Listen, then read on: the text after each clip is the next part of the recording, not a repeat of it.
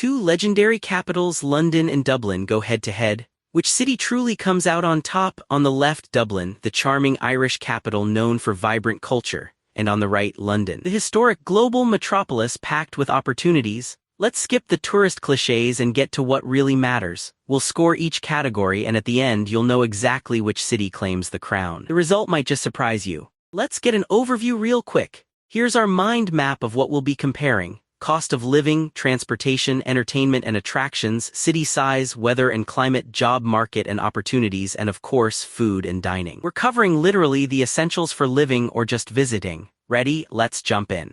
Cool, first up, cost of living. So Dublin, honestly, it's like shockingly cheaper than London in most areas. We're talking rent that's over 20% less, groceries won't destroy your budget the way London's might, and get this, monthly transport is basically half price. Yeah, it's still not cheap compared to like other smaller cities in Europe, but for a capital, not bad.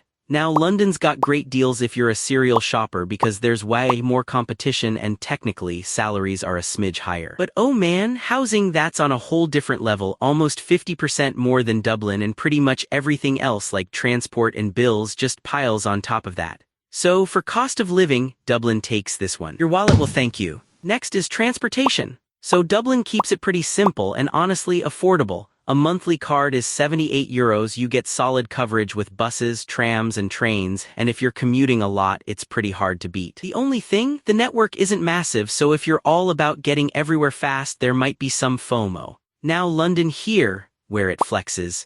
The underground is legendary, you've got way more coverage and the public transport system integrated like nothing else. But yeah, you pay for everything, it's literally over double the price for a travel card, so unless you're living for endless tube stations, you might be crying at your bank statement. Still, value for money, I gotta give it to Dublin. Alright, let's talk about entertainment and attractions. Dublin is all about the nightlife, the pubs, live sports and cultural hotspots like the Guinness Storehouse. Theater is a thing, but tickets are a bit less than in London, and honestly it feels a little bit more local and intimate. Props to London, it pretty much blows every city out of the water for museums, theater, shopping, Christmas markets, you name it. And most of those world-class museums, free. Theaters are top tier, the shopping could make a credit card sweat, and even though everything is pricier, you literally never run out of stuff to do. So gotta hand it to London here for pure scale and variety. Oh, and here's something cool. Quick fact, Dublin is a total win for budget-conscious travelers. But if you're all about the number of attractions and career options, that's where London flexes even if it costs you more. Now, city size and attractions. Dublin is, super walkable and cozy, like you can cover most key spots in a few days and the city just feels manageable. And honestly, there's something really charming about that. And it's a big but, London is 13 times the size. The quantity of attractions, the sheer scale, the neighborhoods, there's just so much happening. It's amazing for families, tourists, pretty much anyone, even if the size sometimes feels a bit overwhelming. London is definitely taking the crown for sheer city size and things to do. Switching it up to weather and climate.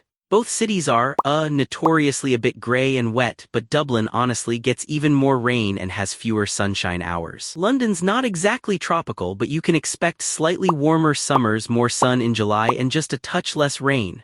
Nothing dramatic, but hey, every extra ray of sunshine counts, right? So if weather is big for you, London edges in as the winner. Alright, let's chat about the job market and opportunities. Dublin's tech and finance scene is on fire right now. Loads of companies setting up, and if you're in those sectors, your euro goes further because living costs are lower. But zoom out a little, London's job market is just massive. More companies, more diversity, more chances to move up, and yes, slightly higher salaries. Downside, all those extra bills can eat your paycheck. But pure opportunity, London wins it. On to food and dining, and this is always fun. Dublin can be surprisingly wallet-friendly for eating out and groceries, with a legendary pub culture and a food scene that's seriously catching up. Fine dining is a bit more limited, but you probably won't care after your third round of Guinness.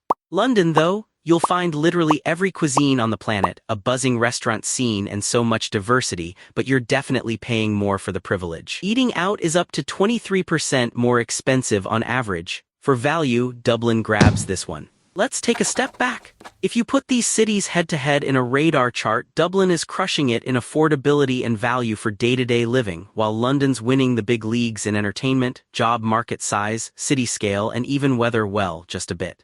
So, final thoughts: if you're watching your bank account and crave a city you can really get to know, Dublin is your spot. Charming, lively, and just more chill, honestly. But if you're chasing that big city buzz, want all the museums, jobs, and don't mind the prices, London's the heavyweight champ. It really comes down to what you want.